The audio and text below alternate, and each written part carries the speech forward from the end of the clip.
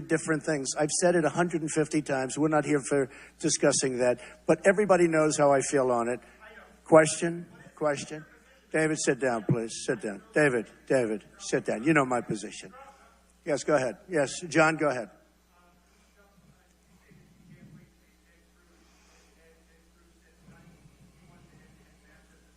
It's what it should be, because we're the only two that are winning. By the way, he keeps saying about, I am the one that beats Donald Trump. Well, I've been beating him almost 3-1. And on Super Tuesday, I got 1 million votes more than Marco and 500,000 votes more than Ted. That's a lot of votes. Okay, go ahead, John.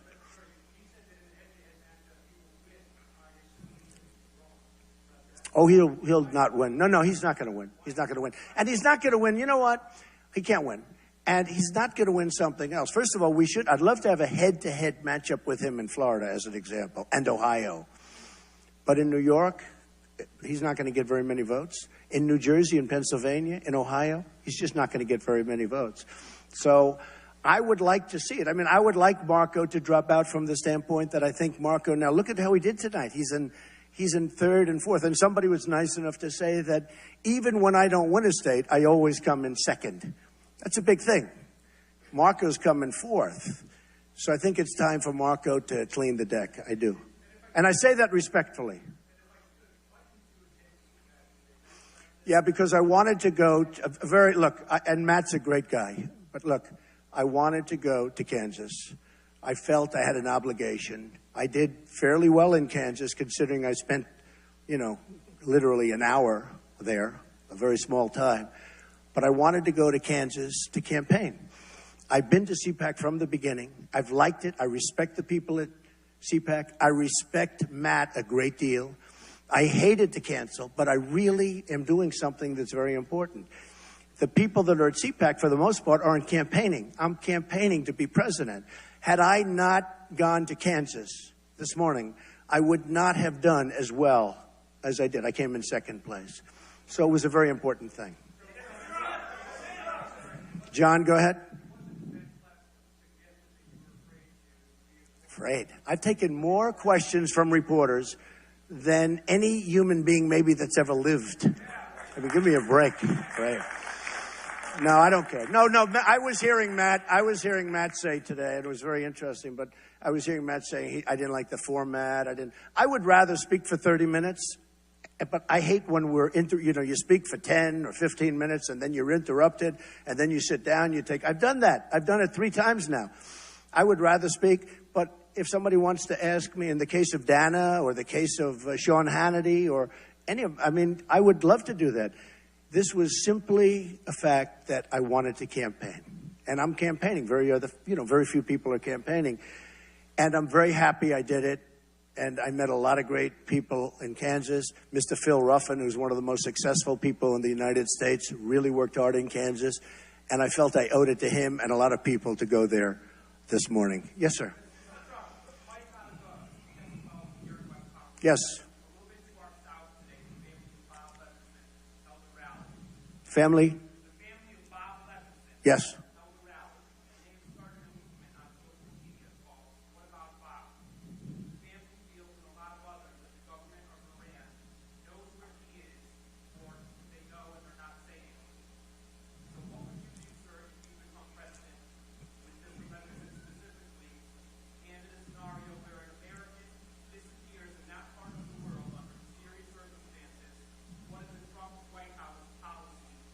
Well, we would want to get to the bottom of it. I think our weakness in dealing with Iran has been unprecedented. The fact that we gave them $150 billion and they're a terrorist state, the fact that they spent much of that money buying other than American products. As an example, as you know, they bought 118 massive airplanes, very large airplanes, from Airbus, not from Boeing, not from anything having to do with this country. They spent a lot of their money all throughout Europe, and they spent it in Russia buying missiles. They gave us nothing. I will get down to the bottom of that. I think it's a disgrace. Please give his family my regards. I think it's a disgrace. I think they know where he is one way or the other. I think they absolutely know where he is. And if I'm elected president, I will get to the bottom of it. Okay? Go ahead.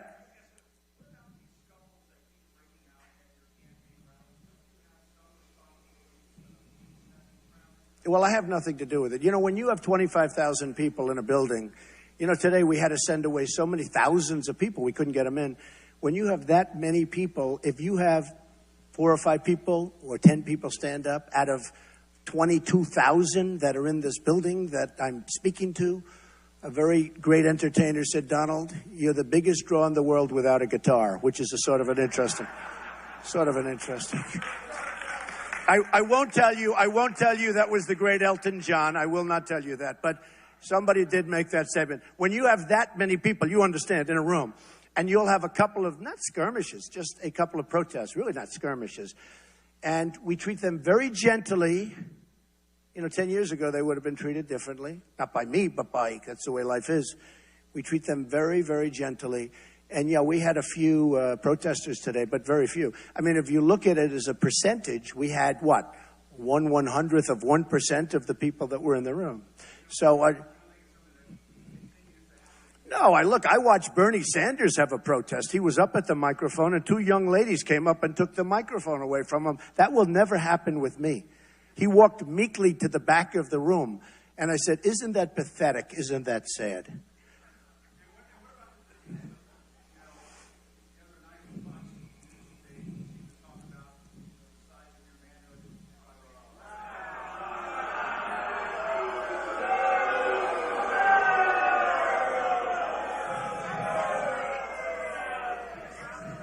Yeah, well, I mean, this is the problem with reporters. Look, just so you understand, not me.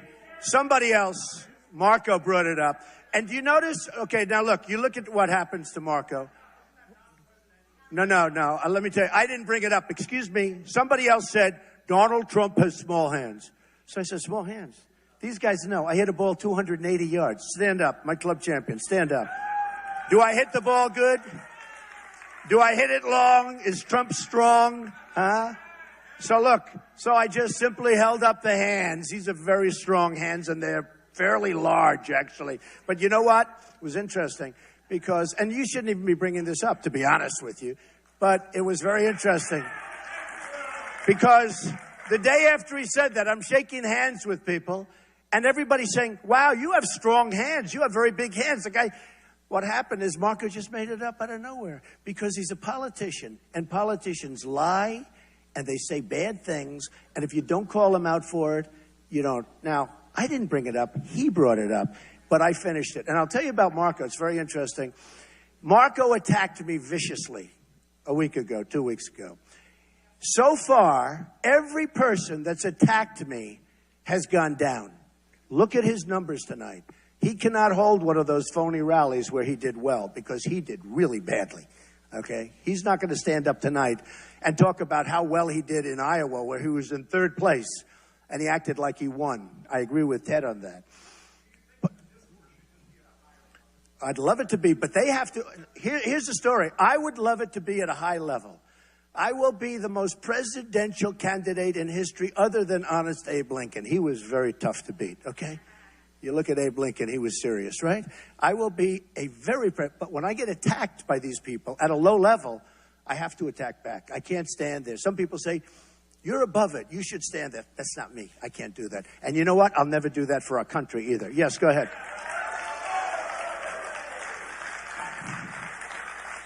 Okay, go ahead.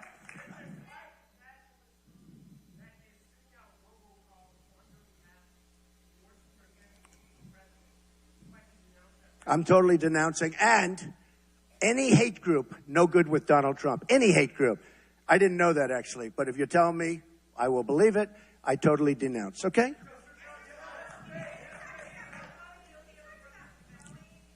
Boeing? Yeah.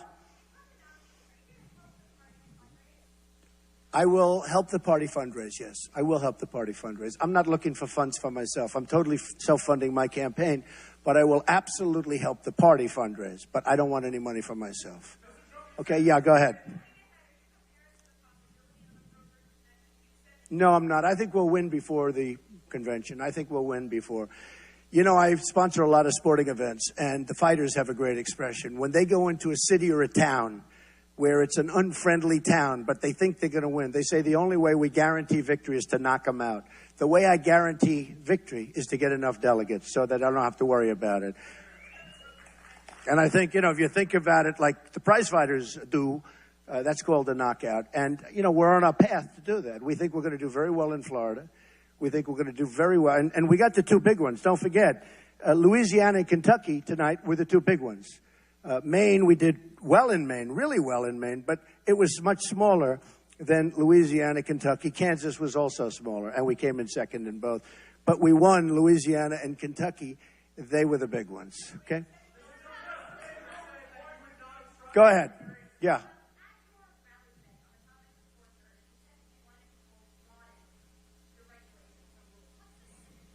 Okay. So the question was asked about waterboarding. And waterboarding is a very, very touchy subject. It was originally asked 2 debates ago to Ted Cruz. And he sort of didn't want any part of that question. And I watched. And I said, wow. And then they looked at me. They said, how do you feel? And I said, I am totally in favor of waterboarding. And if we can, I'd like to do much more than that, okay? Now, just so you understand, we're playing by a different set of rules than ISIS and others, especially in the Middle East. We're playing by a different set of rules. So we have laws and rules and regulations and all of these things, and they have nothing. They chop off people's heads. They drown people in massive steel cages. They drop the cage for 1 hour. They lift it up, and there are 30 dead people. And here we are worried about waterboarding. So here's the story. I will obey the laws, but I will try and get the laws extended. I will try and get the laws broadened. Because we should be allowed, because it's very hard to be successful in beating someone when your rules are very soft and their rules are unlimited. They have unlimited, they can do whatever they want to do. And I want to play. Look, we're going to rebuild our military. We're going to knock out ISIS so violently and so fast. They chop off heads. They do things that we haven't seen since medieval times. And we're worried about waterboarding. So here, wait. Sit down. Let me just tell you, okay? Excuse me. So I want to stay within the laws. And right now we have the laws. But I want to make those laws stronger so that we can better compete with a vicious group of animals, okay? Okay, yes, go ahead.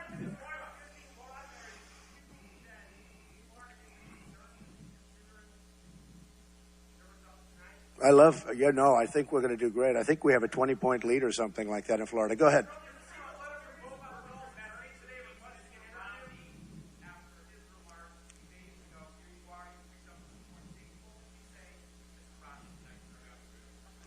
Well, look, Mitt Romney was a failed candidate. He was a terrible candidate. He choked. He choked, absolutely choked as bad as I've ever seen, other than Marco when Chris Christie was grilling him. That was a big choke also.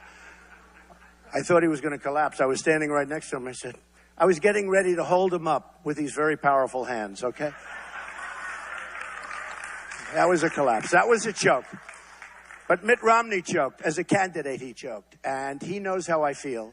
And when he was thinking of getting into the race 7 months ago, 8 months ago, I said, you cannot let, it's too important. I said, you cannot let Mitt Romney in this race. He's a choker. And through sports, I can tell you, I have some great sportsmen right here. When you see somebody choke, generally speaking, once a choker, always a choker. Now, Mitt Romney gave that election away. That was an election against a failed president that should have been easily won. Mitt Romney didn't work hard. That last month, he disappeared. And say what you want about President Obama. He was on Jay Leno. He was on David Letterman. He was all over the place. And where was Mitt Romney? We're all looking. We're still looking for him. And if he would have devoted the same energy and time to winning the presidency 4 years ago, as he is now on trying to destroy our party and the unity of our party, he would have won that election. And we wouldn't have had the problems that we have right now. So, ladies and gentlemen, I want to thank you all. This has been amazing. It's very exciting. And I look forward to seeing you many times in the near future. Thank you very much. Thank you. Thank you.